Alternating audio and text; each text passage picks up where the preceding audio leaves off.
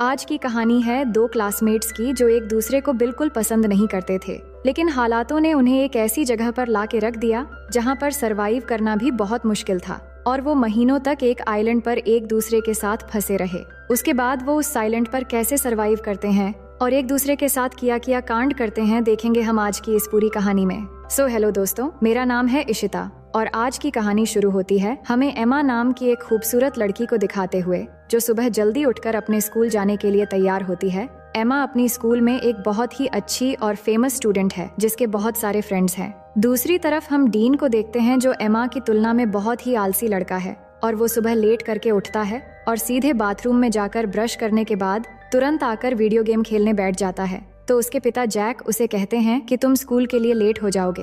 वहीं हम एमा और उसकी छोटी बहन स्टेसी को देखते हैं जिनको उनकी माँ बारबरा स्कूल छोड़ने आती है। उसके बाद एमा स्कूल में पहुंचकर अपने बेस्ट फ्रेंड लिजी से मिलती है और जब वो बातें कर रहे थे तभी स्टीफन नाम का एक स्टूडेंट आकर एमा को हाई कहता है और ये देखकर लिजी एमा को चिढ़ाने लगती है। अब उसी दिन क्लास में मिस्टर क्रिश्चियनसेन जो उनके टीचर हैं वो बताते हैं कि बस अगली सुबह ठीक 7 बजे ट्रिनिडाड आइलैंड के ट्रिप के लिए निकलेगी और वो आगे बता ही रहे होते हैं कि एमा क्लास में लेट पहुंचती है और डीन भी पीछे से आकर एमा से टकरा जाता है और उसे सॉरी शहजादी कहता है। इसके बाद जब मिस्टर क्रिश्चियनसेन ट्रिप के बारे में और जानकारी दे रहे थे तभी लिजी एमा से कहती है कि डीन भी ट्रिप पर जा रहा है अपने पिता के पैसों की वजह से और फिर वो डीन को देखकर मुंह बनाती है। अब लंच के समय लिजी अपने दोस्तों को एमा और स्टीफन के बीच सुबह जो हुआ वो बताती है और कहती है कि ट्रिप में जाकर हमारे पास 1 हफ्ता होगा अपना जादू चलाकर एमा को स्टीफन के साथ एक्शन कराने के लिए। पर एमा कहती है कि हमें ये सब छोड़कर ट्रिप पर ध्यान देना चाहिए। अब सभी जब बातें कर रहे थे तभी एमा की नजर डीन पर पड़ती है जो चाकू से सेब काट रहा था।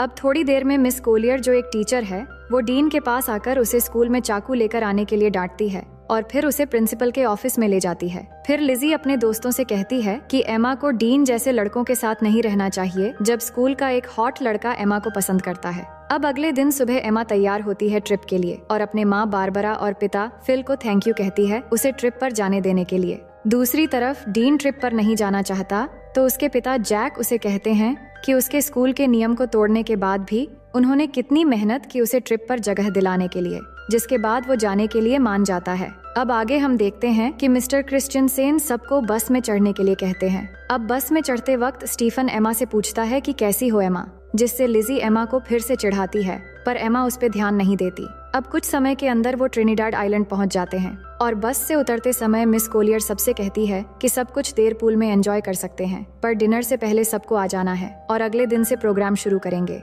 अब कुछ देर बाद एमा और उसके सभी दोस्त पूल में जाते हैं जहां एमा स्टीफन से मिलती है और सब एक साथ पूल में मस्ती करने लगते हैं, लेकिन डीन बिल्कुल अकेला बैल्कनी से ये सब देख रहा होता है। अब उसी शाम एमा की एक फ्रेंड लिजी और एमा को आकर बताती है कि स्टीफन ने उन्हें पार्टी पे बुलाया है जो यहाँ के एक लोकल बोट में हो रही है, लेकिन एमा ये सुन के मना कर देती है पर उसके दोस्त जिद करके उसे मना लेते हैं। उसके बाद वो पार्टी के लिए बोट पर चले आते हैं और वहां पहुंचने के बाद एमा हेलन को पार्टी में ढूंढने लगती है पर तभी वो देखती है कि स्टीफन किसी और लड़की को किस कर रहा है और ये देख के एमा वहां से जाने लगती है और वही साइड से ये सब डीन भी देख रहा होता है। तभी वो एमा से कहता है कि तुम्हारा बॉयफ्रेंड तो मजा कर रहा है, तो वो डीन से कहती हैं कि तुम्हें इन सब से कोई मतलब नहीं होना चाहिए। अब अचानक वहाँ पुलिस आ जाती है क्योंकि पुलिस को पता चल गया था कि यहाँ स्टूडेंट पार्टी में ड्रग्स ले रहे हैं और सबको बोट के सामने की तरफ आने को कहते हैं। तभी अचानक पैर फिसलकर एमा पानी में गिर जाती है और उसे गिरते हुए डीन देख लेता है तो वो भी उसे बचाने के लिए पानी में कूद जाता है और फिर उसे बचाकर एक छोटी बोट में ले जाता है। अब उस बोट की रस्सी बड़े बोट से जुड़ी हुई थी तो डीन उस रस्सी को काट देता है और एमा के पूछने पर वो कहता है कि मुझे पुलिस के झंझट में नहीं पड़ना है, पुलिस के जाने के बाद हम बड़े बोट तक पहुंच जाएंगे। लेकिन थोड़ी ही समय के अंदर वो बोट उनसे काफी दूर चला जाता है और तभी वहाँ पर तूफान शुरू होने वाला होता है, लेकिन डीन देखता है कि इसमें तो मोटर ही नहीं है। तभी उनके सामने से अचानक एक बड़ी सी लहर आती है और दोनों कस के बोट को पकड़ लेते हैं। इसके बाद सुबह हो जाती है और दोनों लहरों की वजह से बोट के साथ अरेबियन सागर में पहुंच गए थे।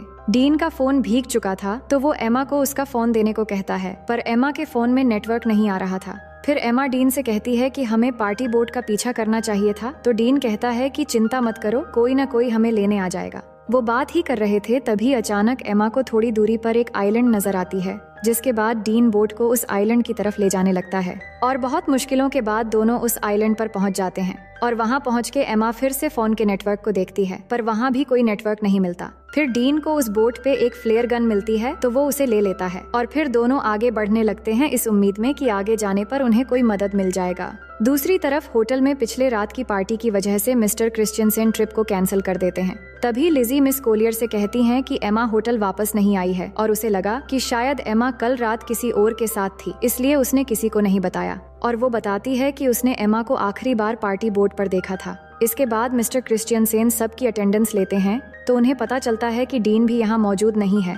अब इससे इनको पता चल जाता है कि डीन और एमा दोनों ग्रुप से मिसिंग हैं। उसके बाद पुलिस आकर एमा के दोस्तों से पूछताछ करते हैं, तो मिस कोलियर पुलिस से पूछती है कि क्या उन्हें ढूंढने का कोई तरीका है। तो पुलिस कहते हैं कि ऐसे केस अक्सर होते रहते हैं, शायद वो खुद से ही वापस आ जाए, लेकिन अगर वो समुद्र में कहीं फंस गए हो तो दोनों को ढूंढना थोड़ा मुश्किल हो सकता है। और ये बात जब डीन के पिता को पता लगता है कि उनका बेटा खो गया है, तो ये सुनकर वो तुरंत स्कूल जाते हैं और वहाँ एमा की माँ बारबरा से मिलते हैं। और उसी समय फिल भी वहाँ आ जाता है और यहाँ सब परेशान होकर प्रिंसिपल से दोनों बच्चों के खोने के बारे में पूछने लगते हैं, पर प्रिंसिपल ठीक से कोई जवाब नहीं दे पाते, जिसके बाद वो तीनों वहाँ से चले जाते हैं। वहीं एमा और डीन आगे बढ़ रहे थे और कुछ दूर चलने के बाद उन्हें जंगल के अंदर एक खूबसूरत वाटरफॉल दिखाई देता है। डीन को ये बहुत अच्छा लगता है, तो वो एमा को उसका एक तस्वीर लेने के लिए कहता है, पर एमा उसे मना कर देती है। वो कहती है कि हम यहाँ फंसे हुए हैं और तुम्हें यहाँ अच्छा लग रहा है। मुझे इस ट्रिप में प्रोजेक्ट के लिए अच्छे मार्क चाहिए थे। मुझे आगे प्रिंसटन यूनिवर्सिटी में पढ़ना है। अगर हम जल्द से जल्द यहाँ से नहीं निकल पाए तो सब बर्बाद हो जाएगा।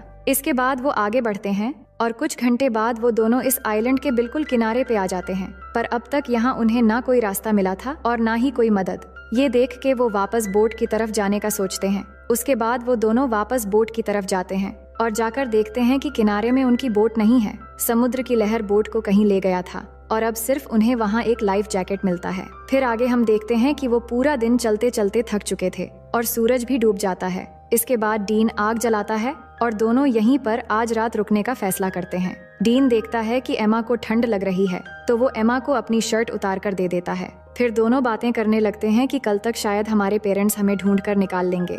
अब आगे हम देखते हैं कि सुबह हो जाती है और डीन जागकर देखता है कि एमा यहाँ नहीं है, तो वो उसे ढूंढते हुए जाकर देखता है कि एमा समुद्र के किनारे पर SOS लिख रही है। तो वो पूछता है कि तुम क्या कर रही हो, तो वो कहती है जान बचाने की कोशिश कर रही हूँ और हमें पीने के लिए पानी ढूंढना होगा। उसके बाद डीन स्विमिंग करने चला जाता है और एमा उसे देखने लगती है। दूसरी तरफ होटल में मिस्टर क्रिश्चियनसेन एमा और डीन के बारे में उनके पेरेंट्स को बताते हैं कि पुलिस उन्हें ढूंढ रहे हैं और पुलिस को एक छोटी बोट मिली है जिस पर शायद वो दोनों थे। फिर जैक कहते हैं कि अगर पुलिस कुछ कर नहीं पा रही है तो हम किसी प्राइवेट रेस्क्यू टीम को काम पर लगा सकते हैं, पर मिस्टर क्रिश्चियनसेन कहते हैं कि पुलिस अपना काम अच्छे से कर रही है और वो जल्द से जल्द बच्चों को ढूंढ निकाल लेंगे। वहीं हम देखते हैं कि एमा पीने के लिए पानी ले रही है, तभी उसे अजीब सा कुछ महसूस होने लगता है। उसे लग रहा होता है कि उसके आसपास कोई है और उसे देख रहा है, तो वो घबराकर वहाँ से चली आती है। इसके बाद दोनों मिलकर धूप से बचने के लिए पत्तों से एक छोटी सी झोपड़ी तैयार करते हैं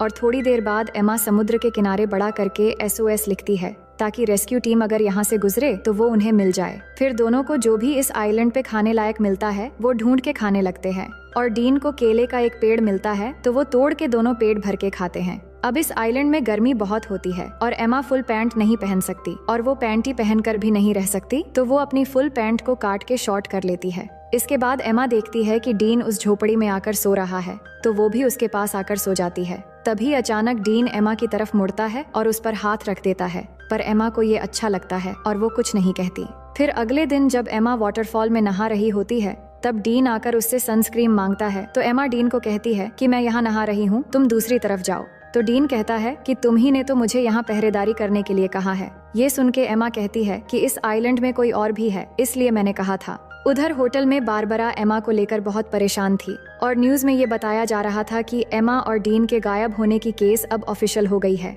और अब पुलिस को लगता है कि वो दोनों मर चुके हैं और अब वो उनकी लाश ढूंढ रहे हैं। और फिल तैयार हो रहा था घर जाने के लिए, क्योंकि एमा की छोटी बहन स्टेसी घर में अकेली है, पर बारबरा अभी भी घबराई हुई है। तो फिल बारबरा से कहता है कि एमा मिल जाएगी और ये कह के वो उसे गले लगा लेता है।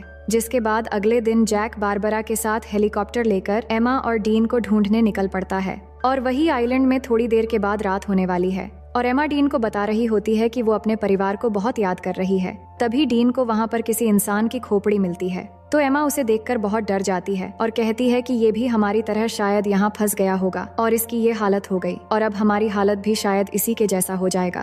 पर डीन उसे कहता है कि ये शायद कोई मछुआरा या फिर कोई स्मगलर होगा जो यहाँ आकर मर गया था, लेकिन हमारे पीछे हमारे पेरेंट्स हैं और हम यहाँ अकेले नहीं हैं। और उसे विश्वास दिलाता है कि अगर हम एक दूसरे के साथ ऐसे ही देते रहेंगे तो हम यहाँ कभी नहीं मरेंगे और एक दिन हम जरूर घर वापस जाएंगे। और ये कहने के बाद वो एमा को किस करने लगता है। एमा पहली बार किसी को किस कर रही थी और उसे अच्छा भी लग रहा था और अब रात भी हो गई थी। फिर क्या होना था, डीन सारी हदें तोड़ देता है और आइलैंड में एक तूफान आता है और इस तूफान को एमा पहली बार एंजॉय करके बहुत खुश थी। फिर सुबह होने के बाद एमा जाग कर देखती है कि डीन यहाँ नहीं है, तो वो डीन को पुकारने लगती है पर वो उसे नहीं मिल रहा था। तो एमा बहुत घबरा जाती है और उसे ढूंढने के लिए जंगल में चली जाती है और थोड़ी दूर आगे जाकर वो देखती है कि डीन एक गड्ढा खोद रहा है। तो एमा को समझ नहीं आ रहा था कि डीन ये क्यों कर रहा है। तभी अचानक एमा गिर जाती है और उसे घुटने पर चोट लग जाती है, जिसके बाद डीन तुरंत उसकी चोट को ठीक करने लगता है और उसे कहता है कि तुम्हें कुछ नहीं होगा। फिर वो दोनों वाटरफॉल में नहाने लगते हैं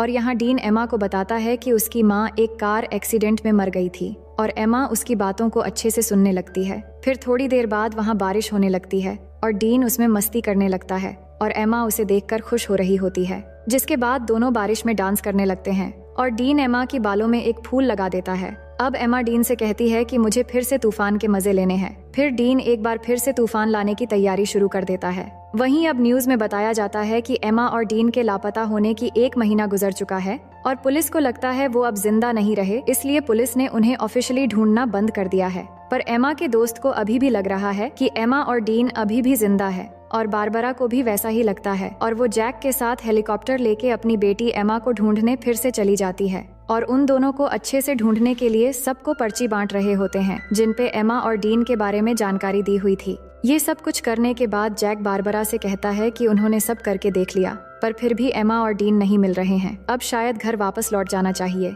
ये सुनकर बारबरा उदास हो जाती है और घर चली जाती है। दूसरी तरफ डीन एमा को हरी रोशनी के बारे में बता रहा होता है जिसके बारे में उसकी माँ ने उसे बताया था और वो बताता है कि वो रोशनी सूरज के डूबते समय दिखती है, पर डीन ने उस रोशनी को आज तक कभी नहीं देखा है। अब यहाँ उन्हें कुछ और हफ्ते बीत जाते हैं और दोनों आइलैंड के खूबसूरत एनवायरनमेंट के मजे लेने लगते हैं। वो समुद्र में नहाते हैं और बहुत मजे करते हैं और ऐसे ही वो एक दूसरे के बहुत करीब आ जाते हैं और जब भी उनका मन करता है तो वो तूफान और भूकंप के मजे लेते रहते थे। अब ये सब कुछ होने के बाद एमा डीन से पूछती है कि तुमने पहली बार कैसे किया था और वो कौन थी। तो डीन बताता है कि जब मैं स्कूल में था तब मेरा एक दोस्त थी जो मुझसे उम्र में बड़ी थी। अब डीन जानता था कि एमा की ये सब कुछ पहली बार थी, तो वो पूछता है तुम्हें कैसा लगा। तो वो बताती है कि अच्छा था, लेकिन तूफान की वजह से गलत जगहों पर रेत चली गई। इसके बाद एमा कहती है कि मुझे और एक्सपीरियंस करनी है, तो डीन कहता है कि ठीक है। अब आगे हम देखते हैं कि दोनों जंगल में जाते हैं कुछ फल लाने के लिए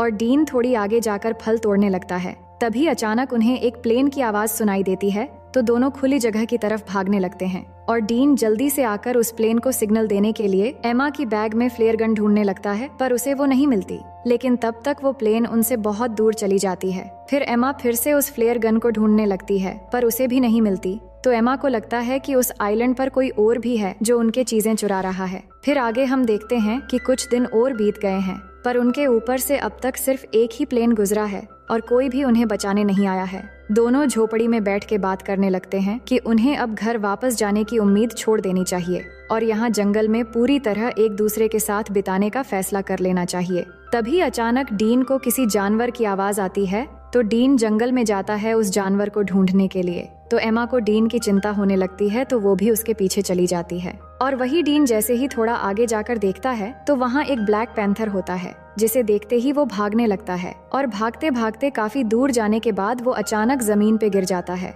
और एमा भागती हुई जब डीन के पास पहुँचती है तो वो देखती है कि डीन के पास खून से लथपथ एक चाकू है और उसने एक ब्लैक पैंथर को मार दिया है। फिर आगे हम देखते हैं कि एमा और डीन के सभी दोस्त और पेरेंट्स उनके बिना ही अपनी जिंदगी की शुरुआत कर लेते हैं और यहाँ एमा और डीन ने भी आइलैंड पर जीना सीख लिया है और इधर ही अपनी जिंदगी गुजारने का फैसला कर लिया है, क्योंकि उन्हें जो उम्मीद थी कि उन्हें कोई बचाने आएगा वो भी अब खत्म हो चुकी थी। उन्होंने शिकार करना भी सीख लिया है और यहाँ पर झोपड़ी बनाकर रहते हैं और सभी उम्मीदें छोड़कर खुशी से एक दूसरे के साथ देते हुए दिन गुजारने लगते हैं। फिर एक दिन एमा उल्टियां करने लगती है तो डीन ये देखकर उसे पूछता है कि क्या तुम प्रेग्नेंट हो?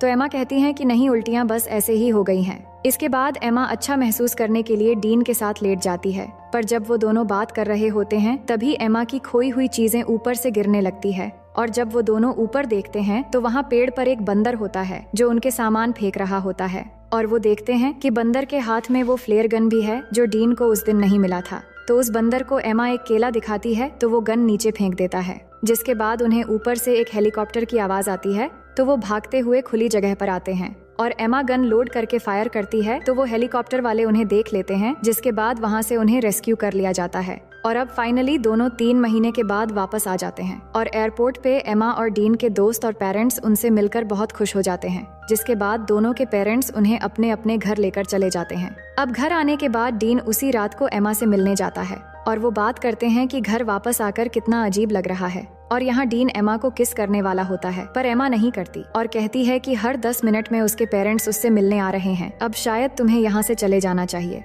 और कहती हैं कि हमारे आने की खुशी में मेरे पेरेंट्स ने एक पार्टी रखी है तो तुम्हें भी आना है। फिर अगले दिन पार्टी पे सब जमा होते हैं और एमा के पेरेंट्स सबको कुछ कहने लगते हैं उनके बच्चों के वापस आने पे। इसके बाद स्टेसी डीन से पूछती है कि तुम सबके साथ क्यों नहीं हो?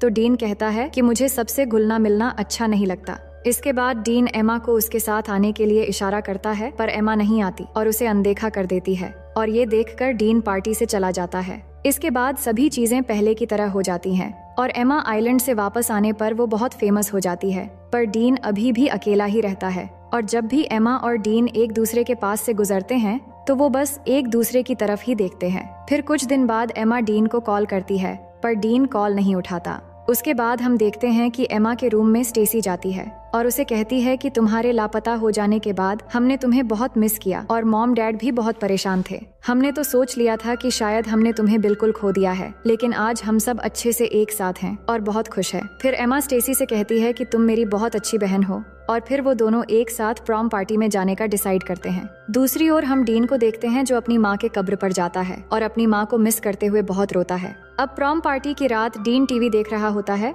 तो उसके पिता उसे पूछते हैं कि क्या पार्टी में तुम मेरे कोट पहनकर जाना चाहोगे? दूसरी तरफ एमा पार्टी में अपनी बहन के साथ पहुंच गई थी, जिसके बाद लिजी उसके पास आती है और एमा को एक सरप्राइज देने के लिए आगे ले जाने लगती है और तभी एमा देखती है कि बाहर बारिश में डीन कोट पहन के खड़ा है और एमा का इंतजार कर रहा है। ये देखकर एमा आइलैंड की वो सब कुछ याद करने लगती है। इसके बाद पार्टी से बाहर आकर एमा डीन के पास जाती है और यहाँ दोनों बहुत खुश होते हैं और किस करने लगते हैं और इसी सीन के साथ ये कहानी यहीं पर खत्म हो जाती है।